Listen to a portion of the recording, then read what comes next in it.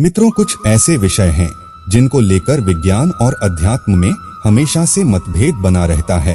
उन्हीं में से एक प्रमुख विषय है आत्मा का। एक और विज्ञान जहां इस पर अभी तक कोई निष्कर्ष पर नहीं पहुंच पाया और उसका शोध जारी है, वहीं हिंदू के पुराणों में से एक गरुड़ पुराण में इसका वर्णन क्रमवार तरीके से बताया गया है।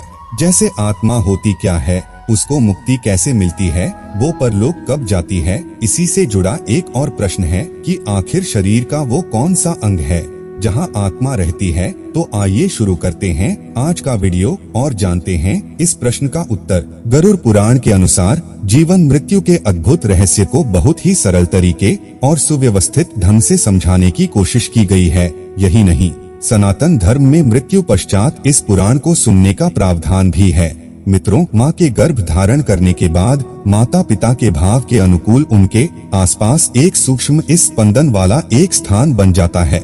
यह स्थान उसी आत्मा को अपनी ओर खींचता है जिसका स्तर इन दोनों से मेल खाता हो। आकर्षित आत्मा माँ के गर्भ के आसपास घूमना शुरू कर देती है और अपनी शक्ति लगाने लगती है। अब ये आत्मा जीवकोशों के विभाजन की गति को बढ़ा देती है। इस दौरान जिस महत्वपूर्ण अंग का गठन सबसे पहले होता है तो वह हृदय है। फिर धीरे धीरे इसी से अन्य अंगों का विकास भी शुरू हो जाता है। जब भ्रूण निर्मित हो जाता है और सिर का गठन अच्छे से हो जाता है तो इसके बाद ब्रह्मरंध्र का निर्माण होता है। रंध्र एक संस्कृत शब्द है। ब्रह्मरंध्र वास्तव में मस्तिष्क की वह सर्वोच्च जगह होती है जहाँ पर कुंडलिनी योग के नियमित अभ्यास से दबाव बढ़ता रहता है और वहाँ कुंडलिनी चित्र पुष्ट होता रहता है। यह शरीर में वह स्थान है जिसके माध्यम से जीवन भ्रूण में उतरता है। इसका उल्लेख गर्ग संहिता में मिलता है। जिस क्षण ब्रह्मरंध्र पूरी तरह से सृजित हो जाता है तब आत्मा उसी 12वें बिंदु से प्रवेश करती है और यह भ्रूण के विकसित होने के 3 माह के अंतर्गत ही होता है। मित्रों, यह एक महत्वपूर्ण बात आपको बता दें कि महायोगी लोग उसी स्थान पर ध्यान केंद्रित करके प्राण निकालकर मुक्त हो जाते हैं। वास्तव में आत्मा का वास हृदय में होता है। यही वो स्थान है जहां आत्मा रहती है और हृदय के माध्यम से ही वह हमारे तंत्र की सभी चक्रों और साथ ही सभी आयामों तक पहुंचती है जिनका हम अनुभव नहीं कर पाते। हमें बहुत से भौतिक और सूक्ष्म आयामों को तय करना होता है। जब हमारी यात्रा हृदय से शुरू होती है तो उसका अर्थ है कि अब आत्मा की ऊर्जा ऊपर की तरफ चलने लगी है।